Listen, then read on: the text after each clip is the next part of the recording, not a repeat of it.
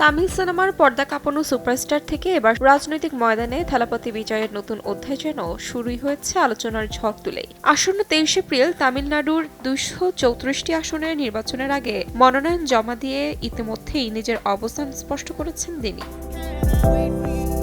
তবে রাজনীতির ময়দানে তার প্রবেশের চেয়েও বেশি চমক তৈরি করেছে তার হলফনামায় প্রকাশিত সম্পদের হিসাব। সেই তথ্য সামনে আসতে স্পষ্ট, 2026 সালে বিজয় শুধু জনপ্রিয়তার শীর্ষে নন, সম্পদেও দেশের অন্যতম ধনী অভিনেতা রাজনীতিকদের একজন।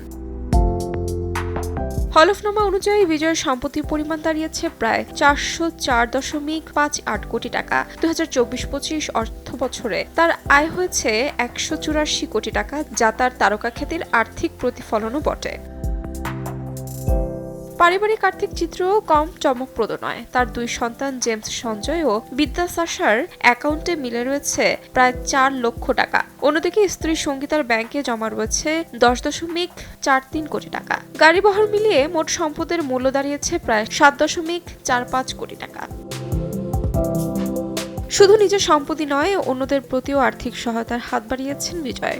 রাজনৈতিক ব্যস্ততার মাঝেই ভক্তদের আগ্রহ এখন তার শেষ সিনেমা জননায়ককে ঘিরে। সেন্সর বোর্ডের ছাড়পত্র না পাওয়ায় 9 জানুয়ারির নির্ধারিত মুক্তি পিছিয়ে গেছে। নতুন তারিখ এখনো ঘোষণা হয়নি। সব মিলিয়ে ভোটের আগে বিজয়ের এই সম্পদ বিবরণ যেন নতুন করে উত্তাপ ছড়িয়েছে। তাহমিনা তন্নি, সময় সংবাদ।